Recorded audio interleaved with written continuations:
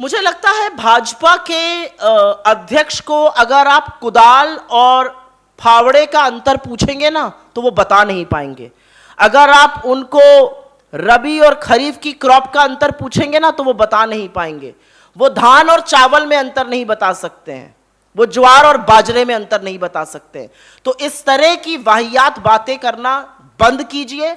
आज किसान आपके कार्यकाल में आत्महत्या करने को मजबूर है और किसान आत्महत्या करके अपने सुसाइड नोट में लिख रहा है, मोदी साहब आप बस अपने बारे में सोचते हैं, हमारे पास पैसे नहीं है, साहूकार इंतजार करने को तैयार नहीं है, मैं आपकी निष्क्रियता के चलते आत्महत्या करने को मजबूर हूं, हमें फसलों की कीमत दीजिए, ये हमारा अधिकार है। और इसके बाद एक किसान अपनी जान दे देता है। और ऐसे एक नहीं, ऐसे हर घंटे पर एक से ज्यादा किसान है।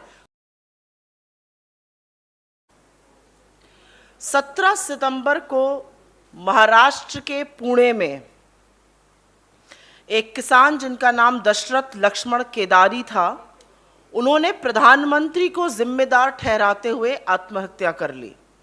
उन्होंने अपने सुसाइड नोट में लिखा कि मोदी साहब आप बस अपने बारे में सोचते हैं, हमारे पास पैसे नहीं हैं, साहूकार इंतजार करने को तैयार नहीं है, हम क्या करें।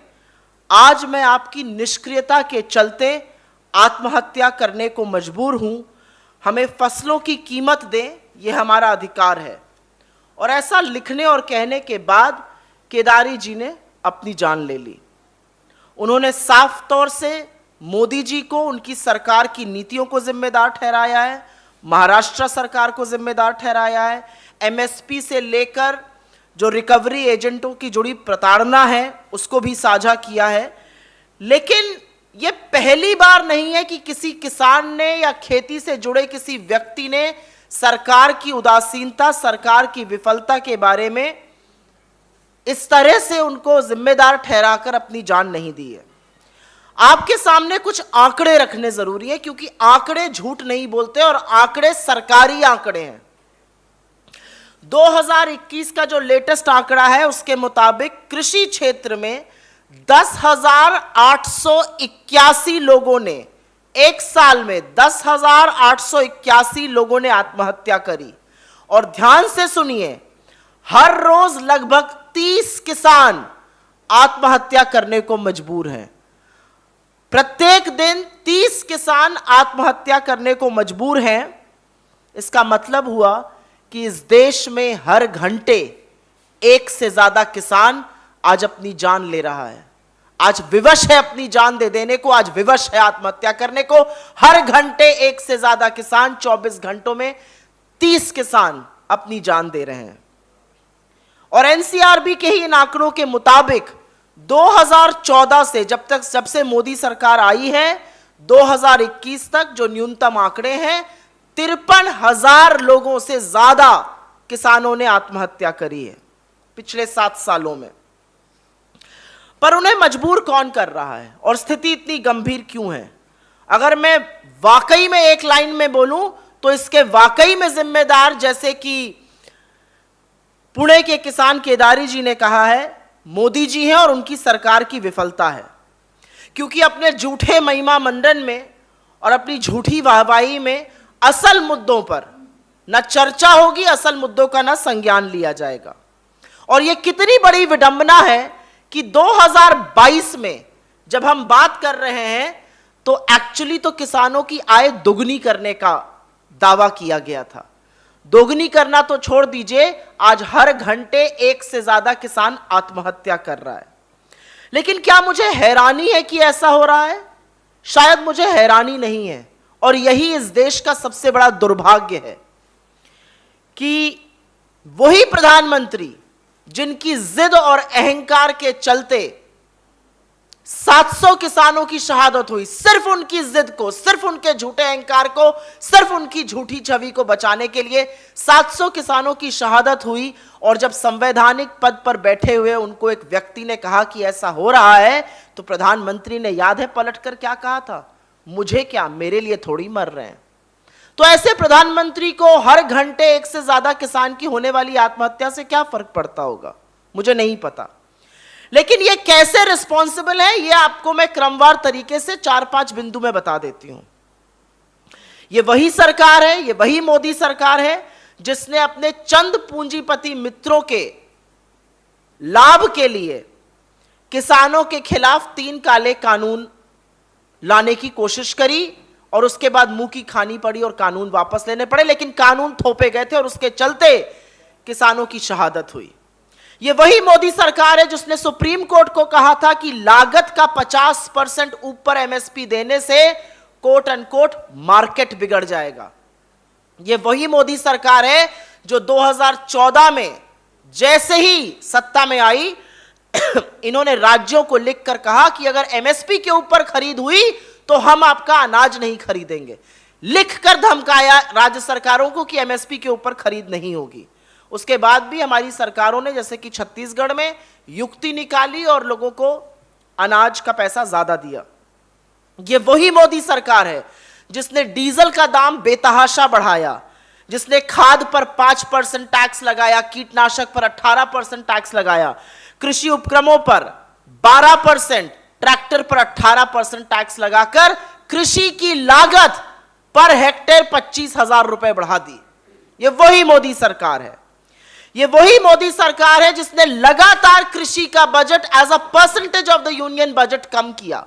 2020 में कृषि का बजट पूरे बजट का लगभग 4.6% था, इस वर्ष वो मात्र 3% है। ये वही मोदी सरकार है जिसने 3 सालों में 67,000 करोड़ रुपए बजट के खर्च ही नहीं किए कृषि के लिए और सरेंडर कर दिए। और ये मेरे आंकड़े नहीं है, ये सारे आंकड़े सरकारी हैं। ये पार्लियामेंट्री कमेटी ऑन एग्रीकल्चर के आंकड़े हैं जिन्होंने कहा था ये बिल्कुल मिथ्या है कि आप किसान की आय दोगुनी कर दीजिएगा, आपकी नीति के चलते किसान तो प्रताड़ित हो रहे हैं। एनएसएसओ का जारी डेटा है ये। किसान की आय दुगुनी करने वालों के मुंह पर तो आंकड़े तमाचा मार रहे हैं। आय होनी थी दुगुनी, 27 रुपए प्रतिदिन किसान कमा रहा है आज, और हर किसान के ऊपर 74,000 रुपए कर्जा है औसतन। अब एक नई युक्ति हो रही है और उसके बारे में भी थोड़ी सी चर्चा हो जाए इससे पहले कि मैं अपना अंतिम वक्तव्य बोलूं। अब सुनने में आ रहा है कि अब पीछे के द्वार से, जब सामने से बात नहीं बनी और काले कृषि कानून वापस लेने पड़े, अब पीछे के द्वार से एंट्री दिलाई जाएगी। अब खरीद में निजी क्षेत्र को लाया जाएगा। अभी तक खरीद एफसीआई जो कि केंद्र शासित है वो करती थी और राज्य सरकारें करती थी। अब अनाज की खरीद, प्रोक्योरमेंट निजी हाथों के द्वारा होगा।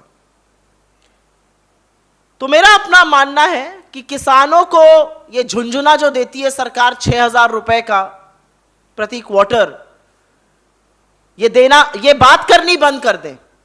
क्योंकि आपने 12 लाख करोड़ रुपए अपने पूंजीपति मित्रों का वापस किया, लेकिन किसान अगर कर्जे में डूबकर आत्महत्या कर रहा है तो आप ना उसका संज्ञान लेंगे ना उस पर चर्चा करेंगे। और अंत में एक बात बोलना जरूरी है। इसी सरकार के सांसदों ने, मंत्रियों ने सदन में झूठ बोला था 2014 से 2021-22 के बीच में किसी किसान ने आत्महत्या नहीं करी।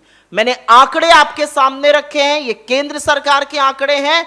53,000 से ऊपर किसानों ने पिछले 7 साल में, और एक साल अकेले में 10,881 किसान, मतलब हर घंटे एक से ज्यादा किसान आत्महत्या करने पर मजबूर है। पर आंकड़ों का खेल पुराना है। ये वही सरकार है जिसने कहा था कि एक भी श्रमिक सड़कों पर चल नहीं रहा था और लाखों लोगों को कोरोना में चिलमिलाती धूप में चलाया था। हमारा मानना है कि मोदी सरकार को जवाबदेही तय होनी पड़ेगी, जवाब देना पड़ेगा।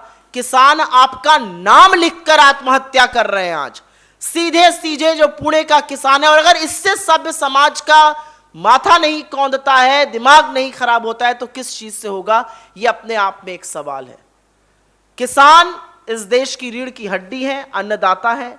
उनके साथ जो आप कर रहे हैं और वो आत्महत्या करने को मजबूर है, इसका सीधा the blame of this lies at the doorstep of the Modi government and they cannot look away.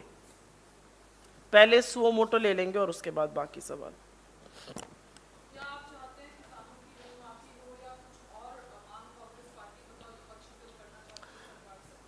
हमारी मांगे बहुत साफ हैं, जो हमने मुद्दे उठाए। हमारी पहली मांग है किसानों का ऋण बिल्कुल माफ होना चाहिए।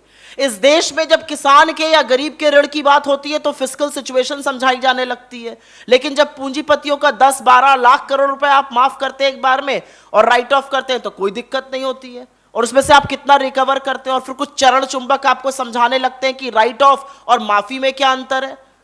कोई अंतर नहीं है। अगर रिकवरी रेट 8% है तो आपने सारा पैसा माफ किया है पूंजीपतियों का।